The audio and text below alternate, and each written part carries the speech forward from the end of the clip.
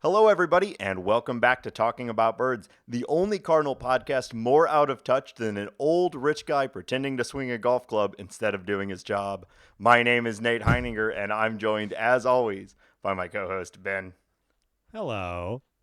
I don't know what Yeah. you're talking about. There was a picture of Rob Manfred. Oh, yes, like practice swinging in Jupiter, Florida. In somewhere. Jupiter, Yes. yeah, like there's negotiations happening inside, and he's just outside.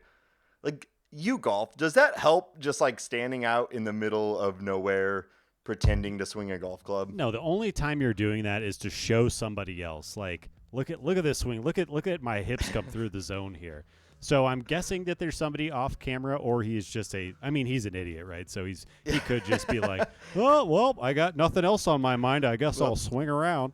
Yeah. Also, right. I'd like to point out that was like, a couple of hours before he laughed on MLB TV about how there's not going to be a CBA they're going to lock up the CBA this week. Anyway, So on this week's episode, we're going to talk about the negotiations a little bit, but more about the upcoming changes to the game of baseball that have already been agreed upon. We're going to talk about some of our expectations and hope for some of the young players coming into the Cardinals in 2022. We're going to talk about best case scenario for 2022 and worst case scenario for the 2022 season.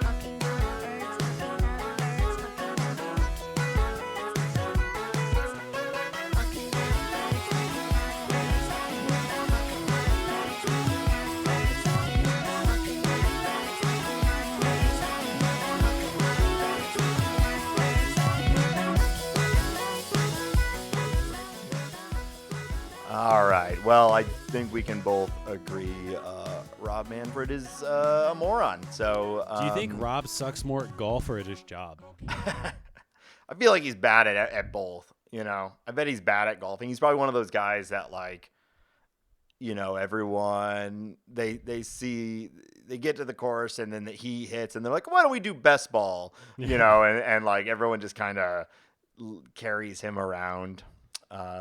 Are you curious to know what Rob Manfred's yearly salary is? This is just going to make me mad. It is. I just looked it up because I was curious. $11 million a year. Jesus. Okay. 11. Cool. Good for that guy, I guess. Yeah. So we mentioned last week that we really didn't want to talk much about the negotiations, but I think we also both kind of thought it'd be done when we were recording. We are recording Wednesday, March 9th right now. So in this very moment, everyone is being very despondent because of the international draft piece that was thrown in at the last minute, it feels like. So by the time you're listening to this, we'll probably have moved on to some new crisis, but that's where we are right now. It has been a frustrating, to say the least, situation, and I've had at least 2 nights now of being up very late, just watching old white dudes walk from one clubhouse to another like it's news. I appreciate Jeff Bassan saying that, okay, you can go to bed now tweet. That is helpful for people like us. Yes, it is. But you know, we're still not going to talk too much about the actual negotiations. I think everyone is pretty deep on it, and I don't think that you and I have too much more to offer. But Ben, you know, what are you feeling right now? What are your thoughts? Anything before we get past this and talk about some actual substantive stuff? Like, what are you feeling? Yeah, I think like my general feeling is that I'm very happy that the players are able to stick together in the way that they are. There was, and maybe we talked about this last week, maybe not, but something that I was reading that I found interesting is that the MLBPA has a massive fund that they can give folks that are on the 40-man roster who aren't making money right now, like the folks that are making minimum salary, which obviously is a lot. I think they're looking at giving those people $15,000 a month, which is, you know, more than livable. I would think. I could live on that. So give me that. Deal. Yeah.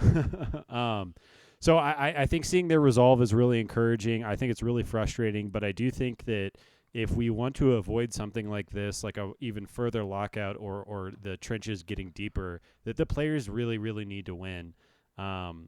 So I guess that's my kind of general stance on it. That Yeah. being said, like, let's go. Yeah. But I think, like I said, the players' resolve has been great. And I think another thing, like, how the players have, I think the players have done a really good job at communicating through social media what they're interested in, what their stance is. And every time the MLB has lied or misled either journalists on purpose, or if Bob Nightingale is just like acting as Rob Manfred's little puppet, I don't know what's going on specifically. But I think that they've come out every time and addressed those with like really, like Tony Clark has. I kind of thought of him as a bit of a dullard, and I think he's coming out very smart during these negotiations, at least in the way that he's addressing the fans and making their points like super, super clear. Even though the MLB network might not be showing that, you can go find that on the internet after the fact if you're interested. But yeah, I guess that's my kind of overarching thoughts. Yeah. Yeah, I saw a poll online the other day that said 2-1 fans are blaming the owners over the players. I still think that is too high as far as blaming the players, but it's good that it's way more than a majority of people understand that it's the owners. And I do think you're right. It's between just players being good online members now, and also people like Passan who are really doing a great job of explaining to everyone what's going on and why this is the owner's fault. And the owners are also, they just can't get out of their own way. I mean, they're all, devoid of human souls. So I don't expect them to, necessarily be the most cogent, most thoughtful people. But I think the best example of their lack of understanding and really empathy for the situation is showcased by the announcement of the Apple TV deal that came out While they're at the negotiating table. And their whole point this entire time has been baseball is not as profitable as you all think it is. We could have put our money somewhere else and we would be making a lot more money, but we, out of the goodness of our hearts, have chosen to own baseball teams. And it's costing us money, even though we can check the receipts as much as we want to. The Braves are owned by a publicly owned company. We know 2019 was the most profitable year in Braves history, and it's hard to imagine that that's not the case for every single team except for maybe like, I don't know, the Pirates or something. But like, the game is more profitable than it's ever been. There's a ton of data out there to show how profitable this has been and how more profitable it has been than other similar investments. So easy to prove them wrong. And if you didn't need any more evidence, too bad, because they announce a deal with the most profitable company in the universe, Apple, in the middle of trying to convince everyone that they are not making any money. Those sorts of deals are exactly what the owners make their money off of. That money is going straight to the business, to the owners. And you'd think, I don't know, if I was a part of the negotiating team of the MLB, I'd say, hey, Apple, give us a minute. Let's wait a little bit before you announce this new deal that is definitely giving us millions of, probably hundreds of millions of more dollars just going straight into our pocket. Let's hold on to that one for a moment. I think that speaks more to the power of Apple, though. Apple's telling these 30 billionaires, yeah, we don't really care about your little scrape. We're a $multi-trillion business at this time. We're announcing our thing when we want to announce it. I do think that's crazy. And then on the other side, like, I'm kind of bummed about the Apple deal. I like that there are no issues as far as like there's no blackout restrictions. Like if the Rockies and Cardinals are playing here, I can watch that game on Apple TV. But do I want to be? How many streaming service? So, Eric, I'll get off this really quickly. But something that drives me nuts is that I pay for an MLB.TV subscription. I have cable because I'm a sucker and I like to watch Rockies games. That's my own problem. I could cut that cord. There's these stupid YouTube games. There's these stupid Facebook games. And now I have to have Apple TV Plus if I want to watch every MLB game. Not to mention the ESPN on the cable package. Like, I understand that MLB, they don't really care. They're just opening up their revenue streams. I understand why Apple would do it. But if we're trying to grow the great game, this just makes it more difficult to watch the games that you want to watch. I guess, like, unless you're a massive Ted Lasso fan or something. Is he on Apple TV? I don't watch Apple TV. No, Ben, you misunderstand. The game is about 15 minutes too long. And if we just solve that, then everyone will come flocking to baseball. It's not that the games are inaccessible to most of our generation and are difficult to find where they're available. Definitely not that. It's the pace of play. It's frustrating. I mean, I do. The Apple TV one to me is a little bit different than I think some of the other streaming ones because I think Apple and I think they're being smart about it where it's a dedicated time and it's like an event. It's a double header. And so there can be some like branding around it where almost like Sunday Night Baseball is, there's going to be one game and it's probably going to be between two teams that are relevant, and there's something exciting about it. I think that could be good and interesting. And there are so many games like highlighting individual nights, having a night be an event, I think is cool.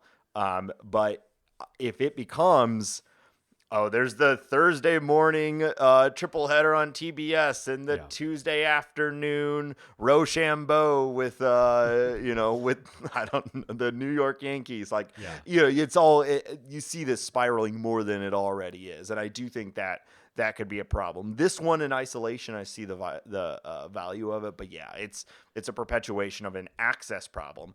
I don't have cable. I pay a service to make my computer think it's in another part of the world so that I can watch through MLB TV, watch Cardinal games. I would happily cancel that service and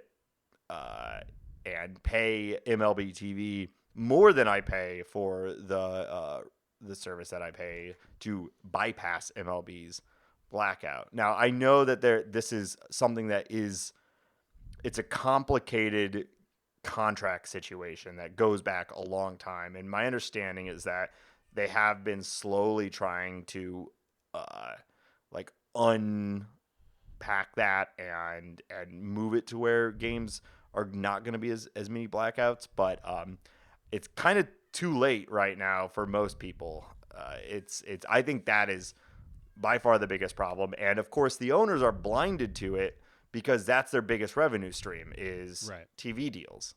So it's complicated. Yeah, I think, and for the listeners, you might be able to hear Jeff, my cat, in the background. Sorry about that. Jeff is weighing in on that. He's an Apple fanboy. Named after Jeff Bagwell. That is not true.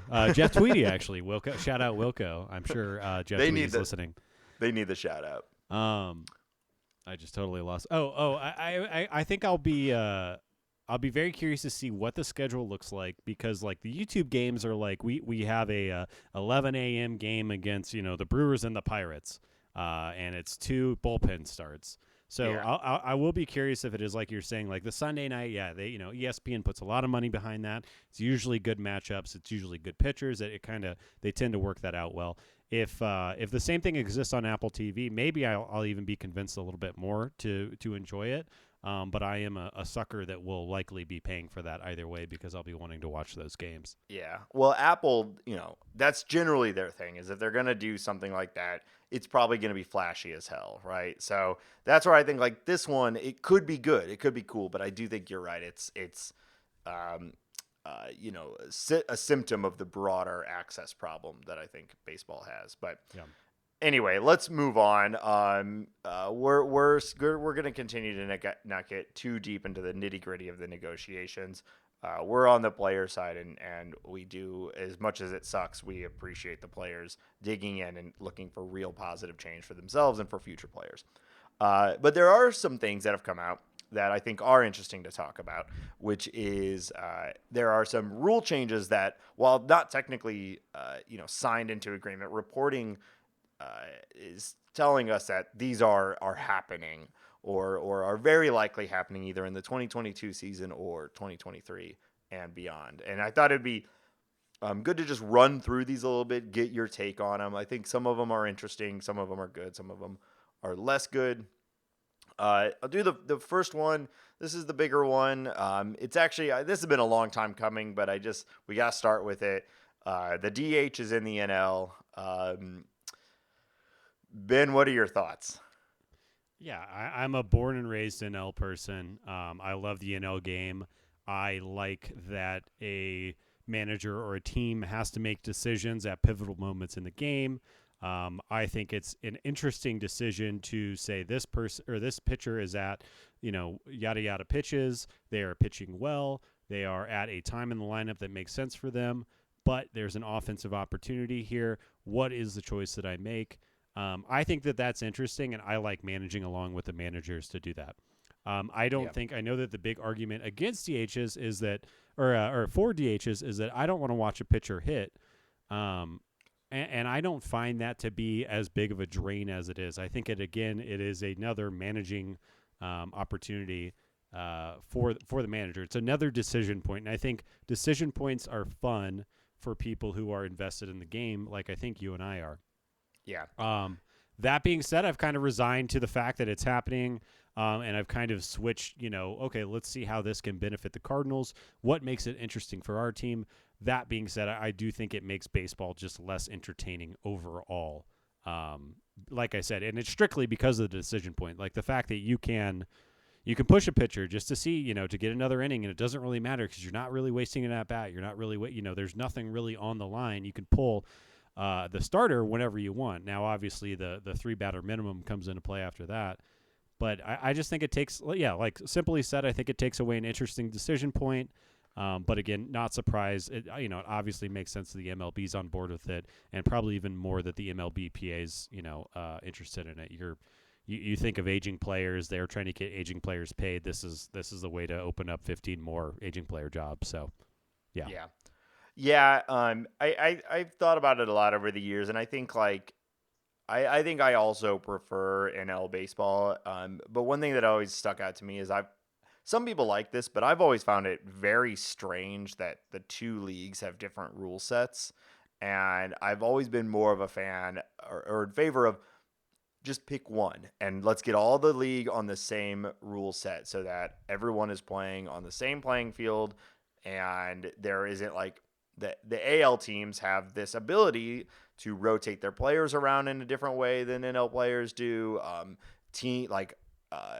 Players have been more likely to sign with AL teams because of that option for the DH. I've always found it strange. So to me, it's been, I think it should be the same, and I would prefer it be the NL style, but honestly, I'm fine with either way. And I agree with you that I think the decision points are interesting. That said, I think 95% of the time you're just going by the book. Every once in a while, it's very interesting, but for the most part, it's not. But more interesting to me, and why I ultimately do like the DH, is that I'm a fan of seeing young players get a shot. And while we tend to equate the DH with old fat dudes who just hit dingers, that's not really what most teams are using the DH for. It's more to rotate guys around, get more ABs for guys who wouldn't normally get them. And that is interesting to me. I mean, I think, we're going to talk about it in a little bit, but the DH is going to open up 650 at-bats to some players that likely would have been completely blocked on the Cardinals this year. And that, to me, is the bigger boon to it than that outweighs the loss of the strategy. And I will forever be sad when Wainwright tore his Achilles in an at-bat. I know that's an isolated incident, but pitchers get hurt swinging the bat all the time, and they are swinging the bat injuries, and that just feels bad because it's was that worth your 150 batting average? So I understand. I don't like that point because I get it, but Yeah. You should, if you're in the National League, you should be able to play the National League game. And if Yeah. you are swinging a bat and getting injured at it, you need to spend more time doing that. I find that I just don't like that excuse. And to go back on a point that you said earlier, like it should all be the same. It should be a universal thing. That's one of the things I like about baseball is that the outfield walls, there's no regulation around that. Height, distance, that kind of thing. There are eccentricities to each team's ballpark. And I don't think it's, I think part of the interesting thing about baseball is that, and this, I know this is a different subject, but, Minute Maid is going to play different than Busch, and Busch is going to play different than Fenway, and so on and so forth. And I think of, like, baseball operates well within that, and I think that the DH thing is another interesting part of it. And to the point you made, they play it by the book. Yes, they do, but it's still a decision point, and it's still something that you have to go do, and it's still a point that, dummies like you and I or people on Twitter or whatever can say, ooh, should he have done that? It didn't go that well. Jordan Hicks just threw a ball into the stands, even though that was probably the optimal move. It's just another thing to talk about. And you and I usually can't find enough to talk about. So that is a problem. we do need these moments. But I get it, I really do. So this is an age-old conversation, but it's done now. It is, it's done now. But I'm excited to watch the Cardinals DH do well this year. Yeah, I wanted to give you one last, dying breath for I will always be happy to make my point on this for the end of the time. Yeah. One last epitaph for the NL pitcher at bat.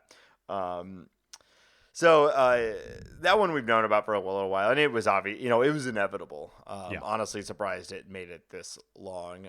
But some other changes are coming up.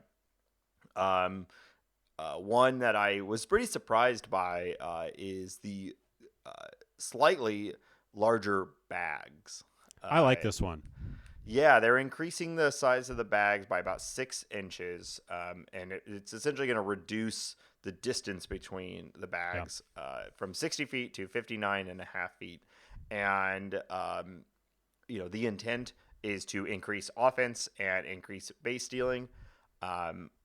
This feels like something that on paper is a minor adjustment, but I feel like over time, this is actually going to have a pretty significant change. The baseball is literally referred to as a game of inches, and we are now removing 6 inches from that equation. And think about how many, plays at the plate, at the bag or whatever, come down to that, replay. Like, it's all getting a little bit easier for the runner to beat the throw.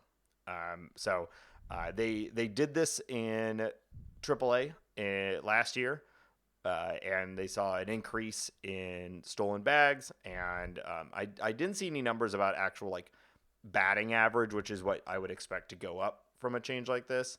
But I do expect that over a long enough time, we will see a sort of, if you were looking at a graph of league batting average, I expect that, this season will begin an increase in the league average batting average, which this was a surprise to me. What were your thoughts on this?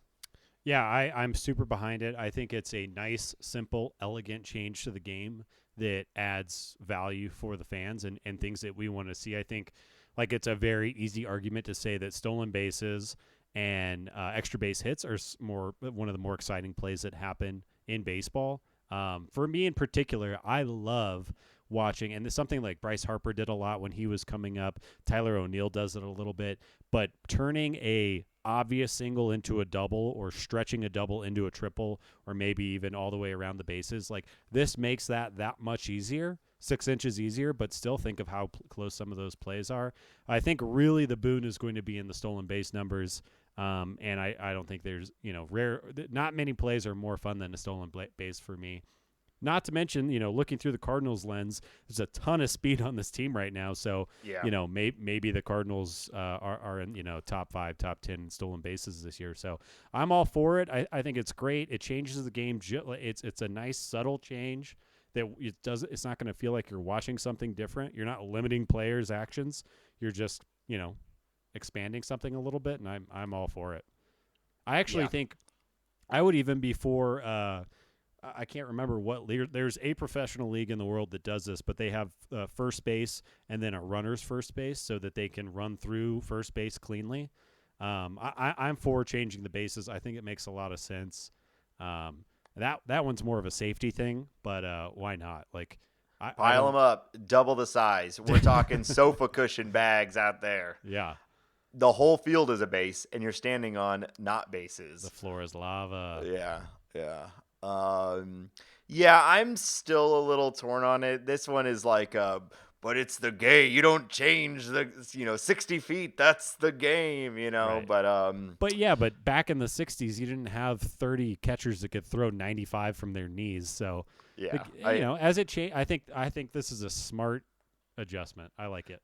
it's like lowering the mound, Yeah. which has happened, and that is a point in the game that people talk about, the difference between pre lowering the mound and past, and I could see this being one of those that is like, well, the bags were changed, or maybe I'm overstating what 6 inches would What if do, but what if Acuna steals 70 bags this year? yeah, Like how exciting will that be to watch? We haven't had somebody do that since like what Ricky Henderson. yeah, I'm sure it's probably D Gordon or something like that closer to then. But how yeah. much fun is that to watch? I'm all about it. Yeah. Yeah, I'm not gonna. In general, I'm ready for like adjustments and things like that. So this one was a little surprising to me. I still am not like hell yeah as you are, but I'm also not really against it. So another one. This one I think is pretty minor, really. But the pitch clock. Um, I think I saw it's going down to like 14 seconds if there's no one on base, and should have done better research, but maybe it's like 19 or 21 seconds or something like that if there's someone on base. I think that's, to me, that's fine. I'm wondering, are they actually going to enforce it or not? Because we've seen different pitch clocks and different things like that going on that kind of everyone, it doesn't really get talked about too much. But I don't know. What are your thoughts on the pitch clock? Yeah, I would definitely need to know more about how it's like being executed specifically, but I think that is a huge opportunity for baseball to speed up the game. I think that, this is going to affect all pitchers somewhat, and maybe more subtly than they might think it is. But I think it will, it'll do a bunch of things. I think it'll speed up the game by the mere fact of you are supposed to throw it in a certain amount of time rather than waiting however long you want, which is essentially what's happened. And I also think, like, if giving the pitchers less time, maybe they're executing their pitches slightly worse, and maybe we get a little more offense. Like, I think that's not a reasonable assumption or like a reasonable outcome for this kind of change. Now, if pitchers are being rushed, like, we'll have to see how it plays out. I don't want to watch bad baseball, but Right. if Max Scherzer wants an extra 5 seconds to think about what he's going to do, doesn't have that, and grooves a pitch and somebody smacks it, I'm here for that. Let's watch that. We need more balls in play and all that stuff. So, yeah, makes sense to me. Yeah. Also, like, it is just, especially when you're there in person, like, it just takes the wind out of the fans when somebody's taking 40 seconds in between pitches. Yeah. That I agree on, and there are some pitchers that are excessive about it, and you can tell the difference between a game when a pitcher is one of those guys who just grab it and throw it, and it feels good. There's a pace to the game that I think is very nice, and I understand that's what they're going for in doing this, is making every game feel that way.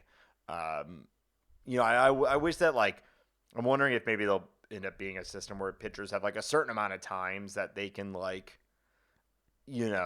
take a step off or like miss that pitch count, because there's also something to the drama at times Right. when it's full count, bases loaded, whatever, and you can tell that pitcher is like, it's all in their head right now, and there's a drama and a suspense to the lead up before each pitch. And I do like that. And I think that's a very, unique part of baseball. I'm a fan of pitching. It's one of my favorite things to watch in baseball is watching pitching.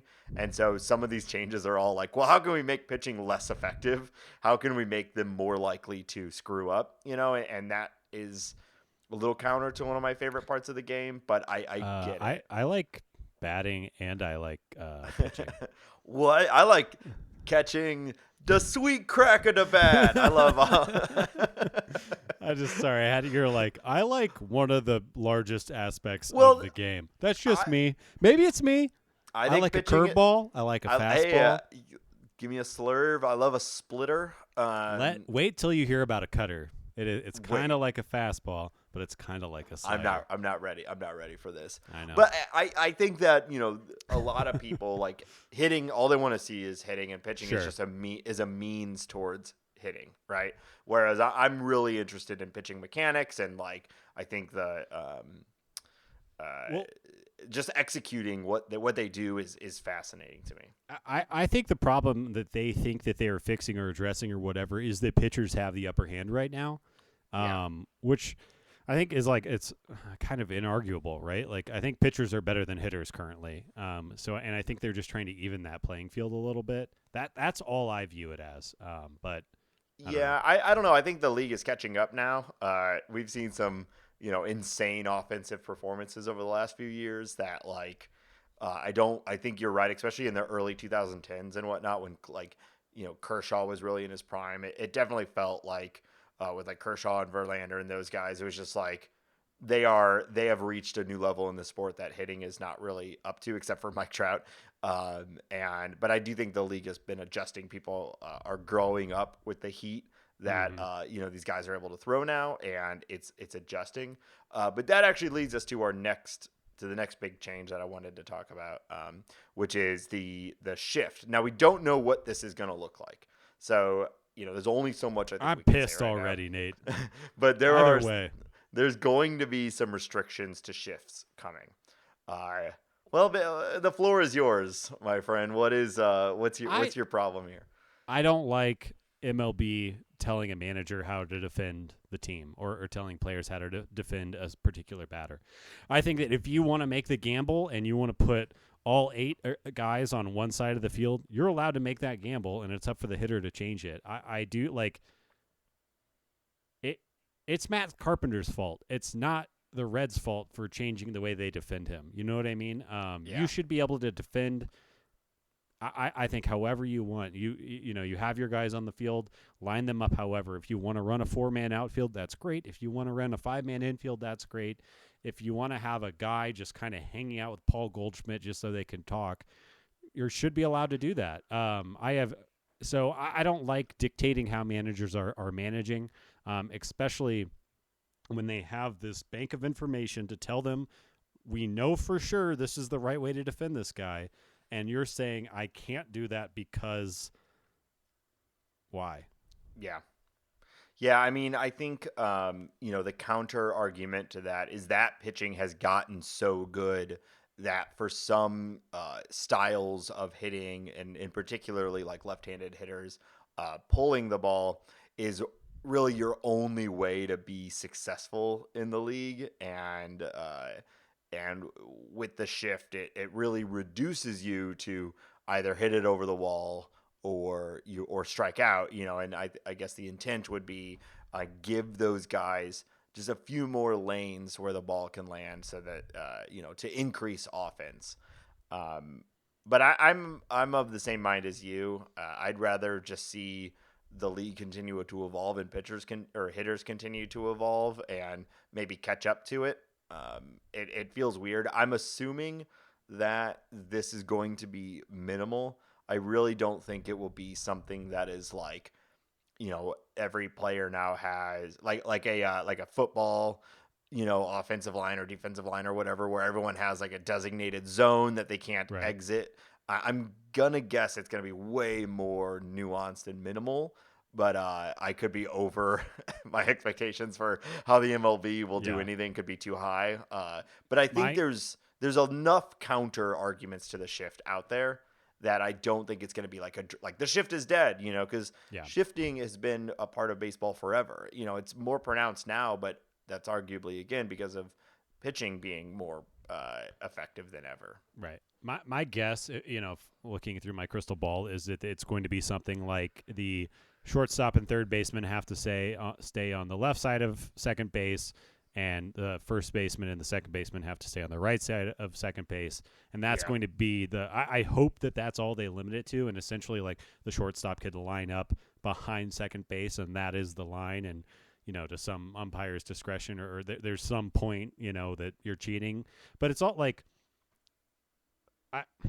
I would much rather just see the game kind of make adjustments. There's always this, meta or whatever. And players are going to, something is going to be really overpowered and successful in the beginning, and then it'll taper off as people start to adjust around that, and then something else will come up, and then those pull hitters will come back, and it'll make adjustments and be fluid.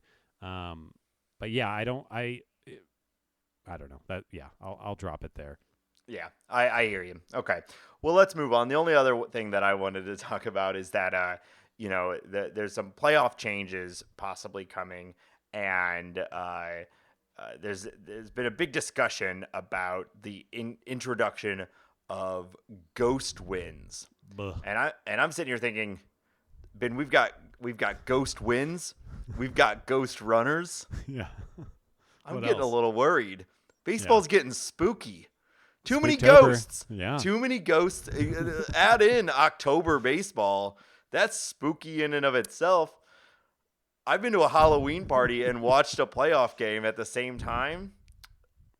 Baseball's getting too spooky for me, Ben. I'm not sure what to do. Nate's teeth are chattering right now. You can't hear it on the pod, but he is.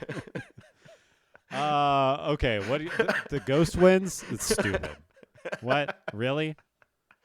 Say something. Yeah. I mean, and I'm guessing that's just the way that they're phrasing it. Like, say that you need to come in and sweep the team. I don't want to. Also, like, I don't want to have to explain to people who are casually watching the baseball playoffs, as I kind of force that onto them, the people that are around my life, what a ghost win is. Like that is so dumb. Now that being said, I do think if I'm sitting there with Tony Clark and Max Scherzer and company right now, and we're like, okay, we're going to have to expand the playoffs to 12 to make this work, to get the CBT things that we want, and yada, yada, yada.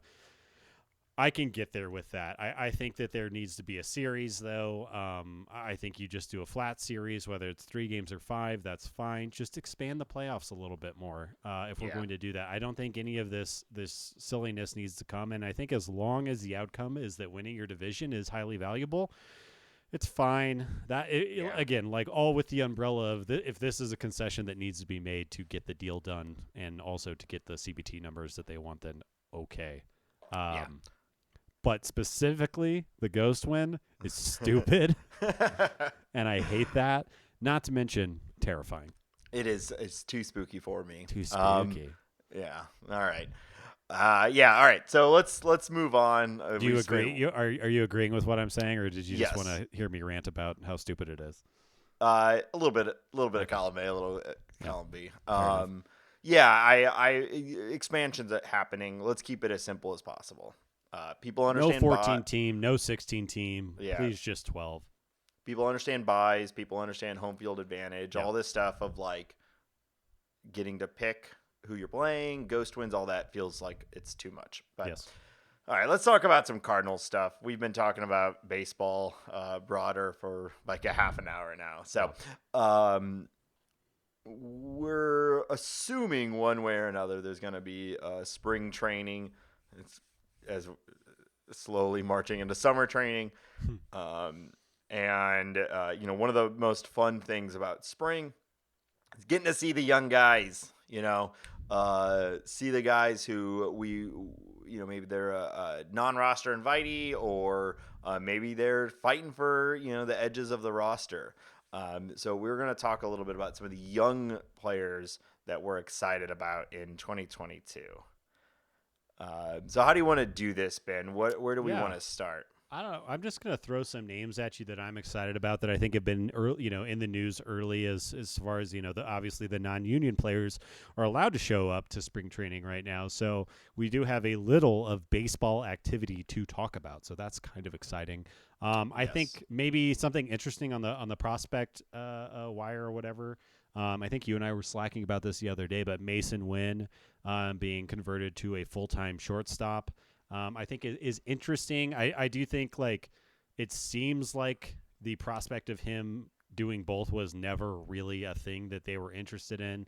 And I do think it makes sense. If the kid's obviously unbelievably talented, super twitchy, super fast, got a great arm. Try him out at shortstop. Hopefully he plays well defensively. Hopefully he hits a little bit. And then obviously your backup, if that doesn't work out, you turn him into baby Carlos Martinez or something like that. So I think while it's way more exciting to be able to root for a guy that's doing both, I think we can be. It seems like the Cardinals see something that they like, right? This isn't just a decision that they're like, whatever. Seems like they like his shortstop play. They want to encourage that. Take him to the school of Jose Oquendo for a spring or whatever, and hopefully he pops out, even better on the other side. Yeah, I think this is something that is actually pretty common. Most guys did like everything in their high school team, and then did kind of everything on their college team, and then will carry that into some degree of professional ball. Just some of them will do it for longer than others. And Mason Wynn is someone who managed to carry that ability to be a pitcher and a position player for longer than most.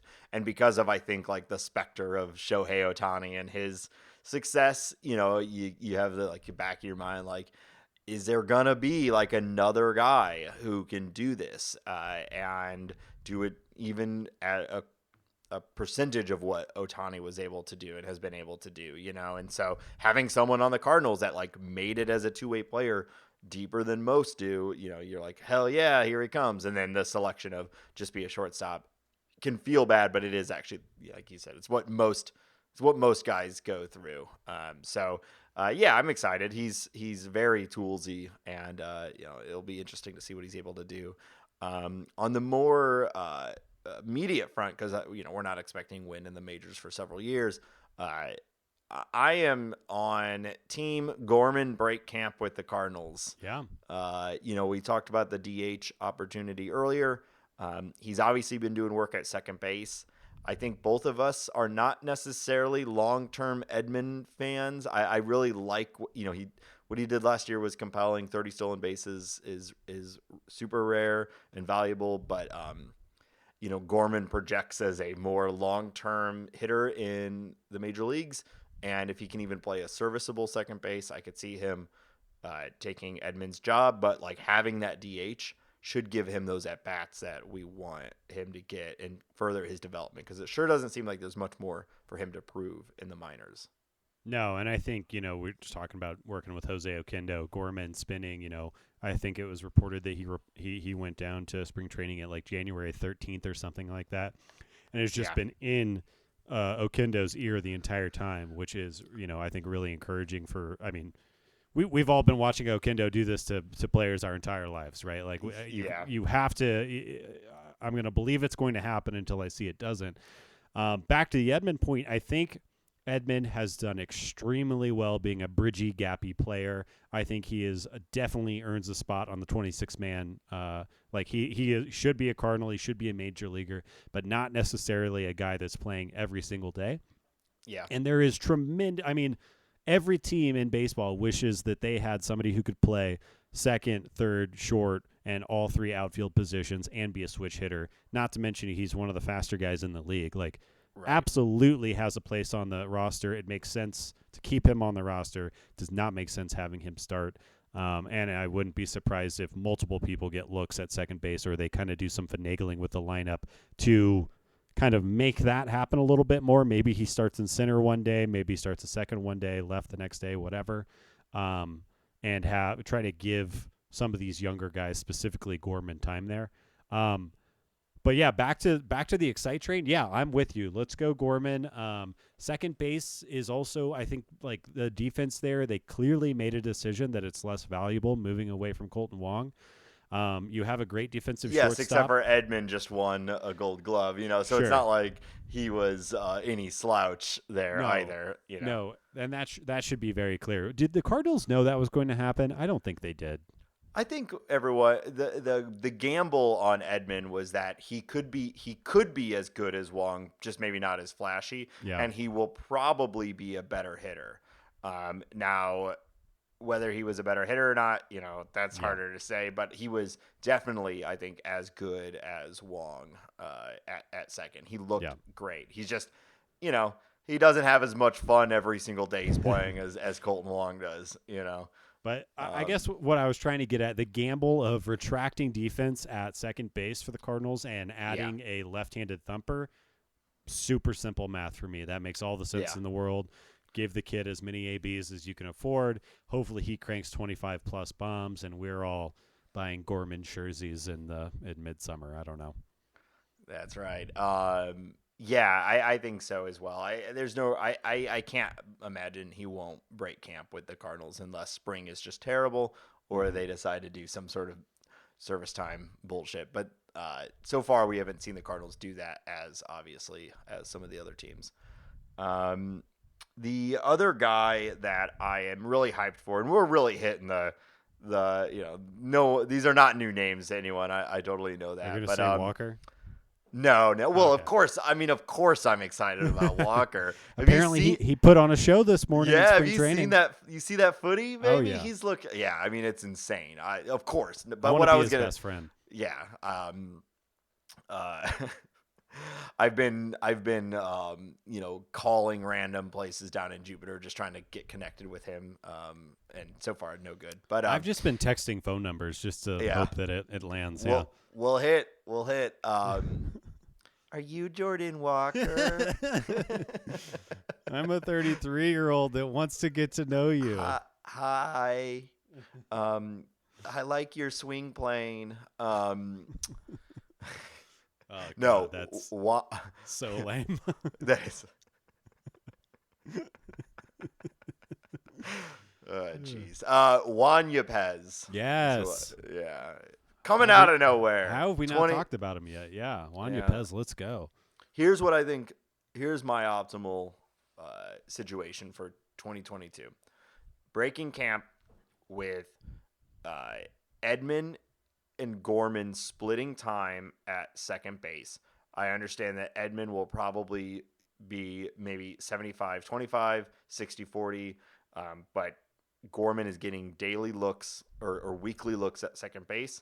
And when he's not at second base, he's at DH. And when Gorman is at second base, Yepez is at DH and is getting, a half a season, if not more, at bats at DH. And then, it's not common, but Goldie's going to need days off.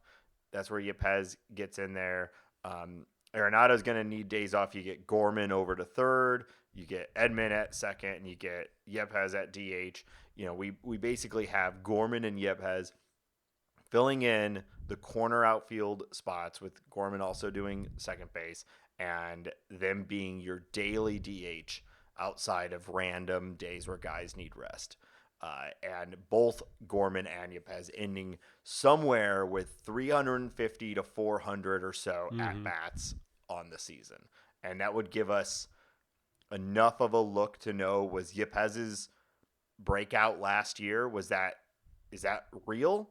Or is that like a fluky quad A style season? It doesn't look like that to me, but, these sort of pop-up guys happen, and, there was just a flash in the pan. I don't think he is. I'm very excited, but I think you got to get him in the lineup ASAP, and we've got to find out, because what he looked like last year was a future star.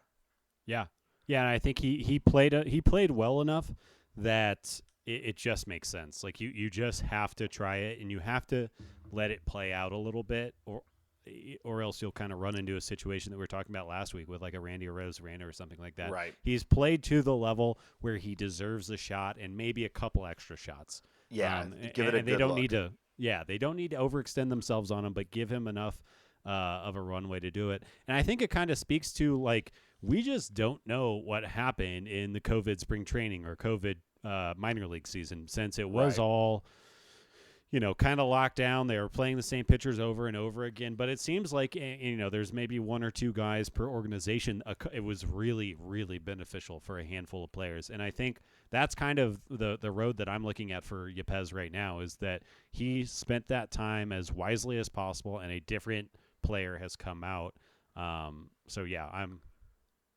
I know it's easy to have these rose-colored glasses this early, but after what did he put up? 400, 500 at bats last year of really, really great baseball, and his hard hit rates, and everything.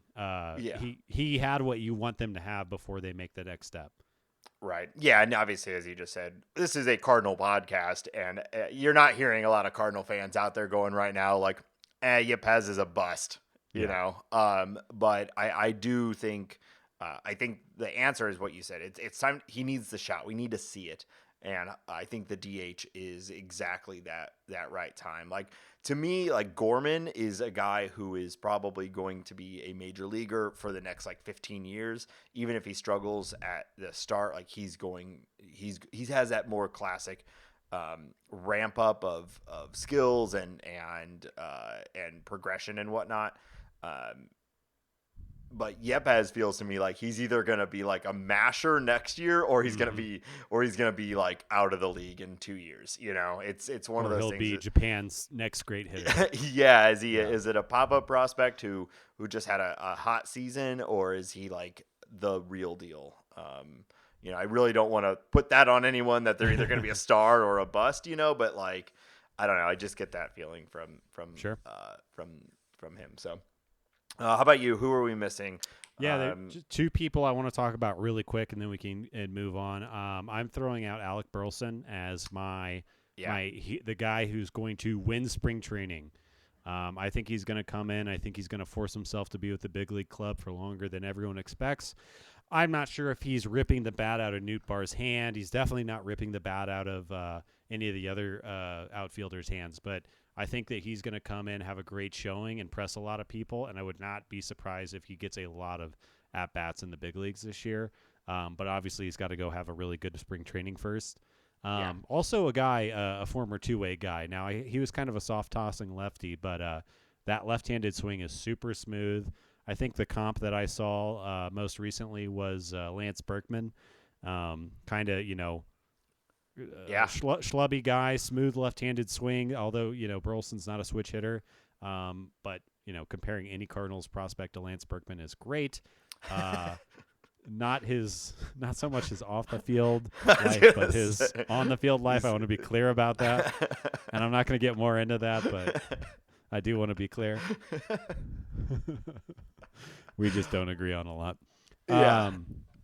And I'm also going to say this right now, Nate, and I really like this guy. And he's got a bad rap, I think, in the past 2 years. It just hasn't gone his way. But I think Johan Oviedo has the goods. I like it. I agree completely. The fastball is huge. The breaking ball is great. The changeup's great. I like everything about it. I like his intensity. I just like watching him pitch. He just needs to figure it out a little bit more. I would not be surprised if we see Johan take that next step. I'm excited to see not only his spring training, but I'm almost assured that he's going to have some major league time this year, kind of bouncing back from his rough year last year. But I got high expectations for him. Well, I think it's pretty telling that when shit really started to fall apart for the Cardinals rotation and pitching staff in general, like he was a guy that the organization kept going to despite his outcomes at the major league level.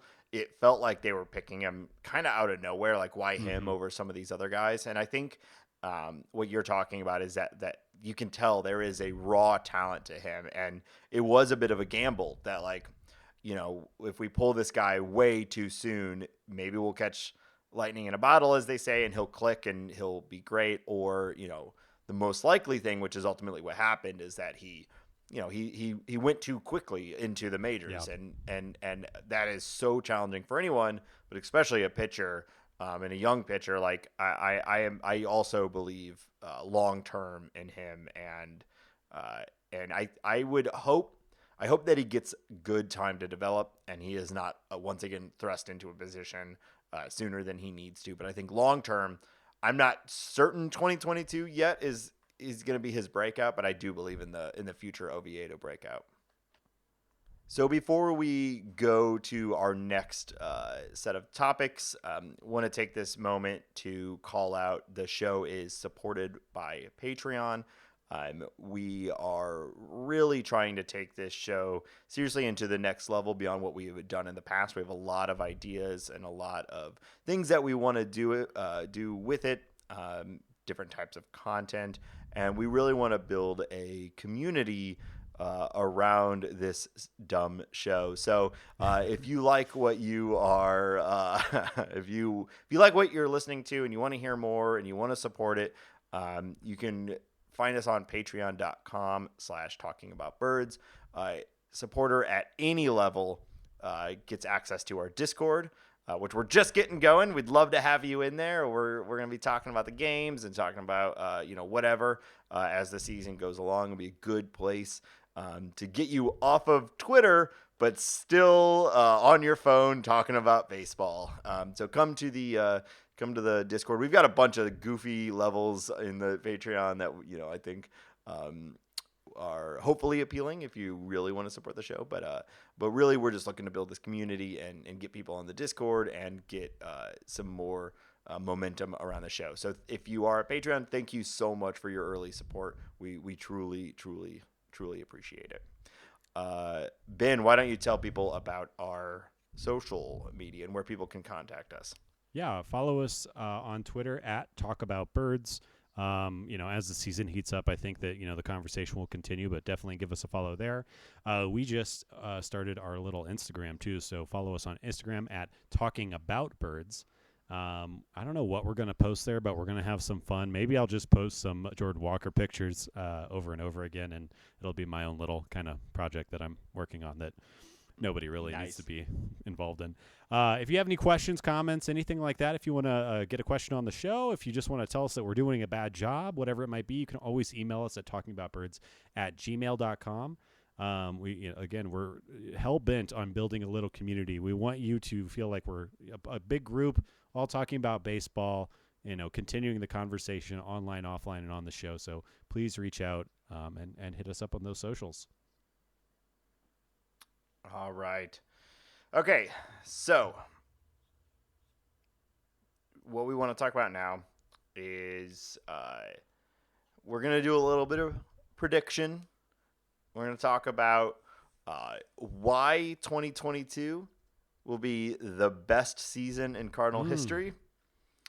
And then also we're going to talk about why 2022 is going to be a dumpster fire and will be something that we all regret having been a part of. So which one do you want to start with? Why will the season go well, or why will the season go poorly?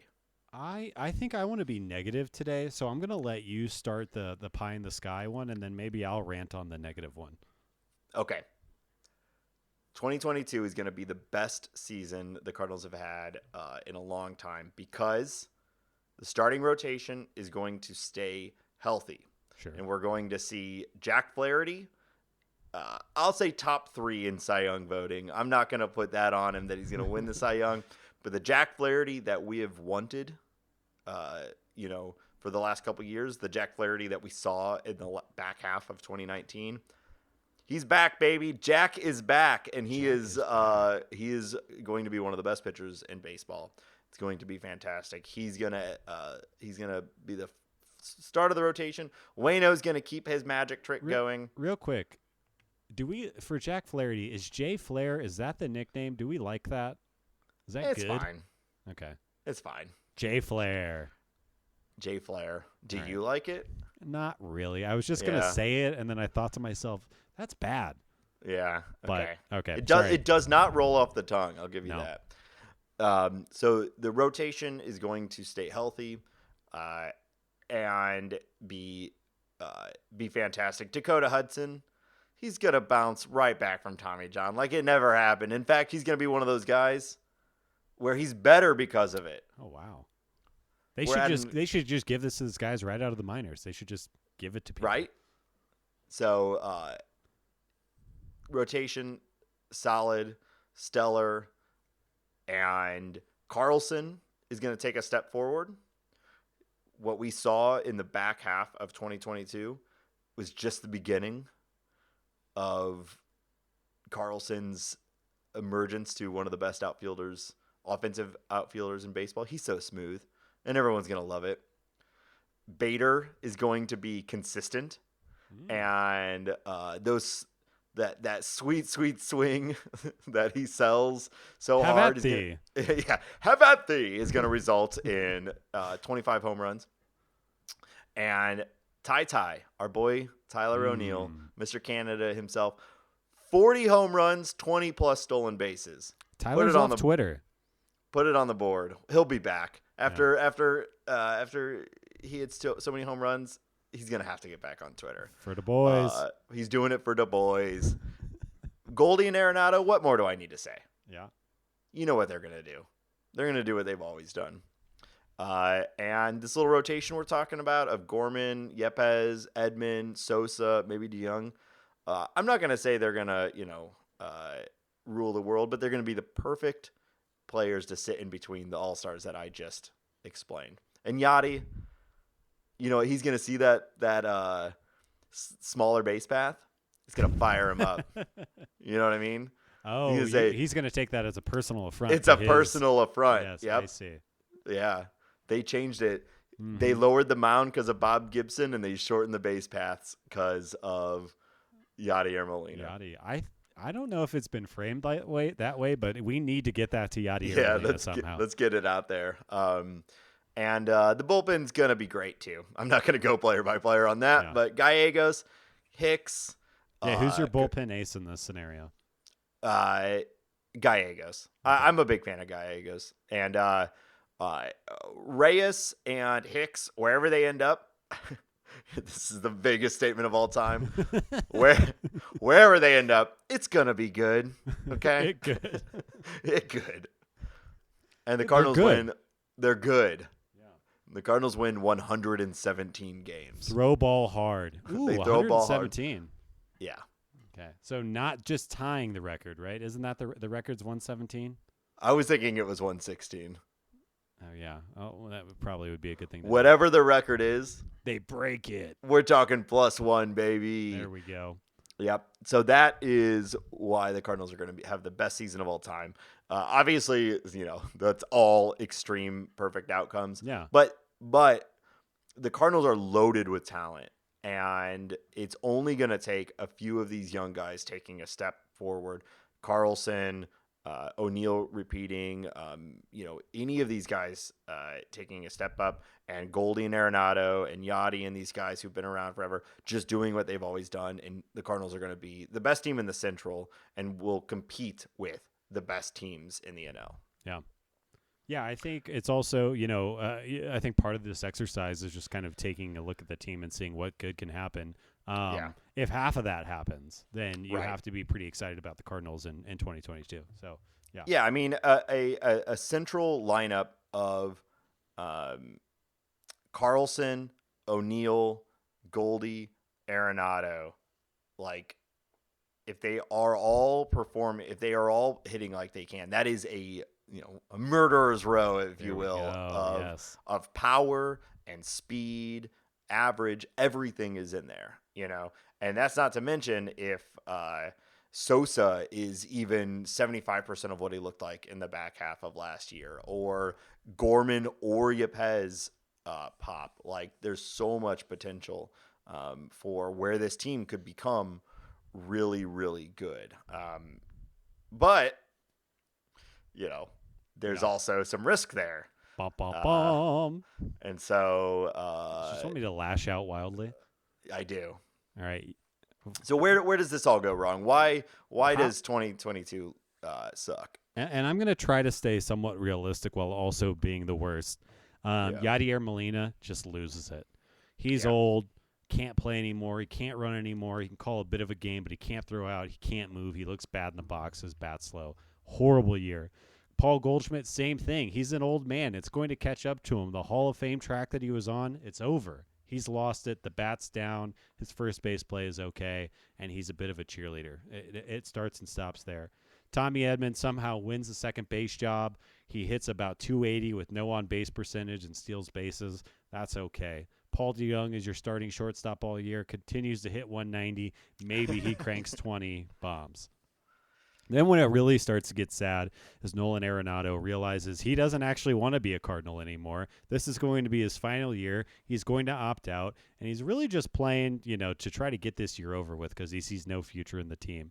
Harrison Bader strikes out 40%. Tyler O'Neill strikes out 40%. And Dylan Carlson gets sent back down to the minors. Outside of that, the pitching's not going to be healthy. It's going to be the worst team that we've watched in decades. And I'm pegging that team at about 55 wins, maybe Holy 60. shit. Well, I'm talking about a full tank Yeah. with Tommy Edman being the MVP of the team. Wow. What a depressing outcome. Hey, you know what? I'll just say it, Ben. I hope that doesn't happen. Let me be the hope first it doesn't happen too. Let me be the first to say. No, I think the real vulnerability with the team is exactly what we saw in 2021. Is right now is Matt's enough to ensure that we don't go through the same bullshit that the starting rotation went through last year, or are we gonna have to go and pull some scrap heap pitchers back together and cobble together another bullshit rotation of old dudes? You know, that to me is the most likely path to the team crumbling is the rotation crumbling. I think speaking more realistically, I agree with that, and I also agree with we just don't really have a great answer at middle infield right now, and that's why we're going to have spring training, and that's going to get figured out. None of those, I think Edmundo Sosa, you kind of brought him up and going over years, no idea what to expect from him next year. Yeah. He put up like 3.5 WAR in less than half a season last year. That's amazing. I don't think he's going to do that again. He'll be somewhere in between there and a below replacement level player, but I have no idea. The most likely outcome is that he never exceeds that amount of WAR or even half of that, like, again. And that I like him. He's a very fun and exciting player, but 3.5 is, that's a lot in that in a half season. I mean, that's a 7 WAR pace, which is MVP level, so the most likely thing is that he, I think he's always projected at his best is a 1 to 2 WAR player at like peak, maybe we're all wrong and maybe he is somebody that will really click and be great, but that felt like part of the devil magic of last year, which was him coming up and hitting for power and it's just everything came together for him. Everything came together for him until the wild card game, and he got pulled in the 6th inning or something. Yeah. If Edman takes a step backwards, DeYoung is what he's basically been for 2.5 years now, and Sosa is more what you would expect him to be. And Gorman takes, the standard amount of time for a new player to develop. There's a very good chance that our middle infield is defensively sound, but with Yachty, likely not hitting 13 bombs again or whatever, you start to look at a lineup that even with the DH is pretty dead in the back half. And then if the rotation suffers any degree of injuries, the whole thing could start to fall apart. Yeah. It'd be basically what happened last year until the 17-game win streak, right? Sure. Yeah. I mean, I think, and we probably say this every year, but this is a very important spring training for the Cardinals. Yeah. Fortunately, with the new playoff system, the Cardinals will probably only need to win 65 to 67 games to get into the playoffs, so we're going to have a chance. Then they'll get a 3-game playoff with a ghost win and hopefully a promise of a bye the week after. Yep, that's how it works. Some bullshit like that, yeah. All right, we're going to wrap up, but before we do, we're going to play another game. I thought last week went well. I wanted to repeat. We're gonna have other games in the future. But this is another round of who is this guy? Who is this guy? I'd like to point out how much I crushed it. Also, I'd also like to point out I was very curious of where my mind was going last time. Edgar Renteria and Rafael Furcal almost came up at the exact same time or almost the exact same age. And Edgar Renteria did play for the Braves. I looked at, oh crap, now I'm not trusting my memory. I thought Renteria was a good guess when you said it. So if this is your first time listening, the way this game works is I've got a series of stats or clues about a person who has played for the St. Louis Cardinals. They start vague and will get increasingly more obvious with each step. Ben's goal is to guess the player, and he gets one guess after each round or each fact. And I think it's fair to say, based on playing this game one time, I'm very good at it. Okay. Well, we'll see. And again, did you say that it is a Cardinals player? Did I zone out for a second? It will always be someone who at one point or another was a member of the St. Louis Cardinals. Okay. All right. Okay. And I'm not going to get tricky with you either. They will have been on the major league roster. Okay. So it won't be anything. No front of house guys or anything like that. Or front office. Front of house is a restaurant. Yeah. Can't be somebody that worked at the Diamond Club. At the Ballpark Village. Okay. So first clue. This player was born on August 11th, 1986 in Columbus, Georgia, and made their debut with the St. Louis Cardinals in 2009. 1986, Columbus, Georgia. Made their debut in 2009. Columbus, Georgia. Trying to think. It's not Waino. Waino's older than that. I know he's from Georgia. But I don't think he's from there. Or I'm sure.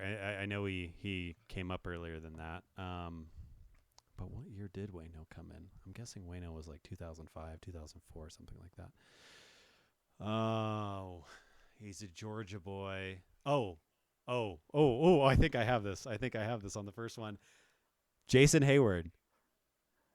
No, Jason Hayward did not make his debut with the Cardinals. Jason Hayward was a I was just thinking of MLB debut. Okay, so this person debuted with the Cardinals, but not necessarily debuted with baseball.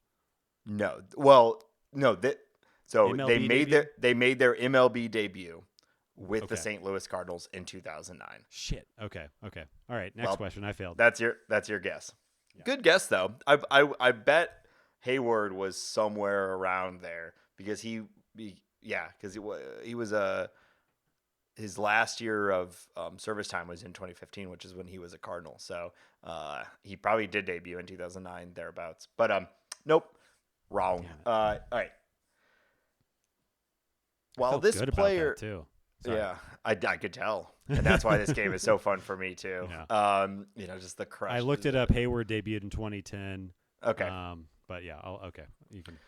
All right. So this player was really the expectations were around his offense, but what he really his only accolades really came for his defense.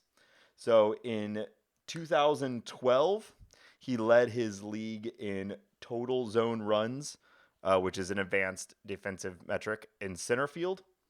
And in 2016, he led his league in TZR in left field. Oh, wait.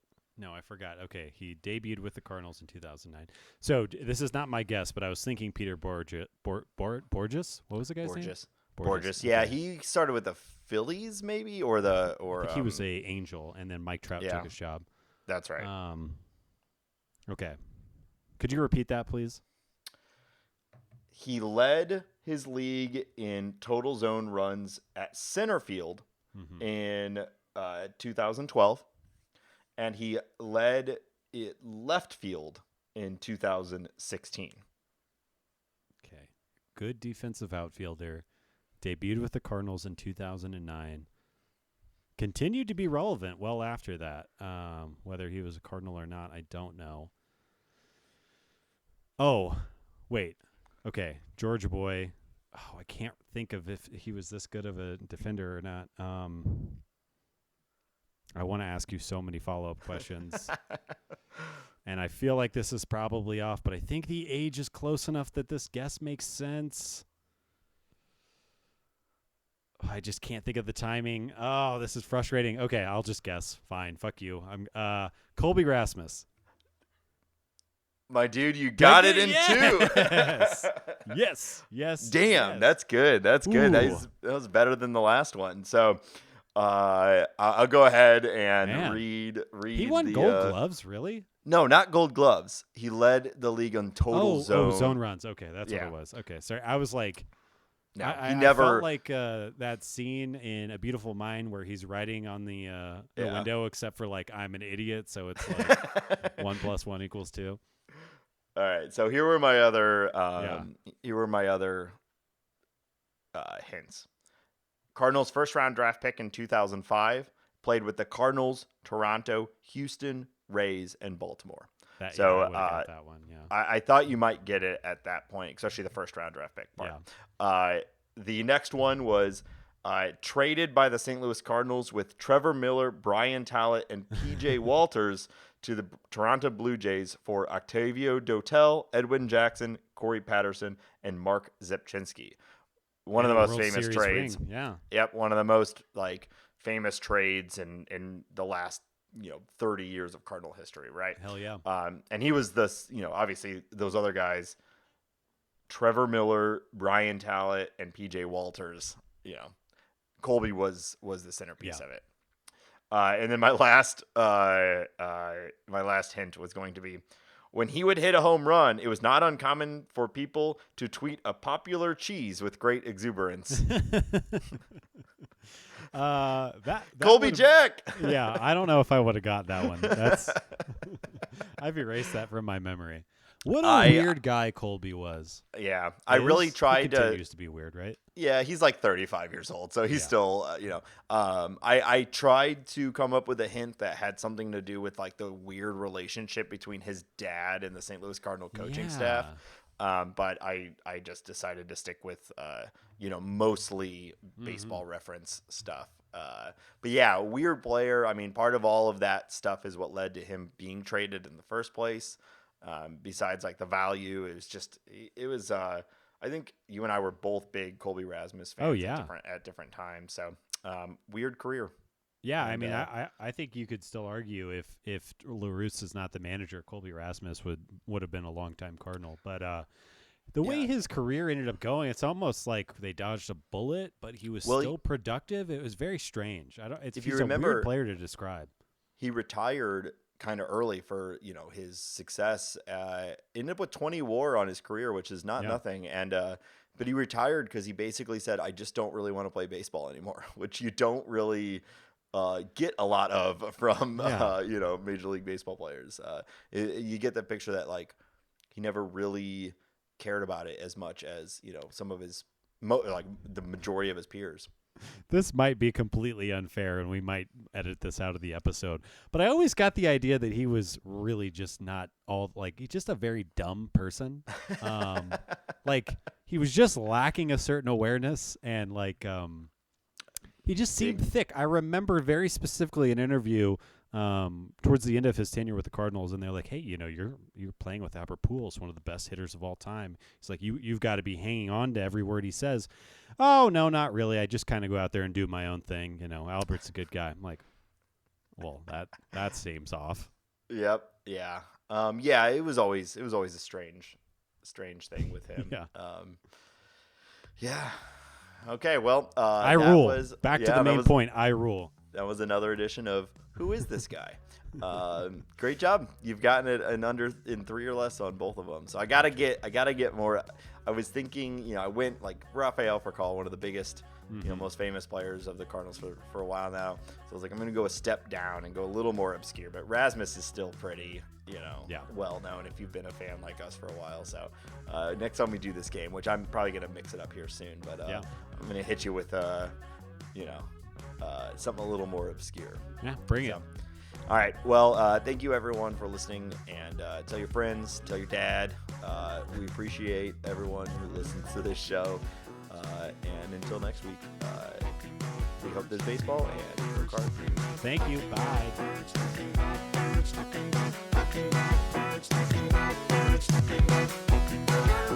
Bye.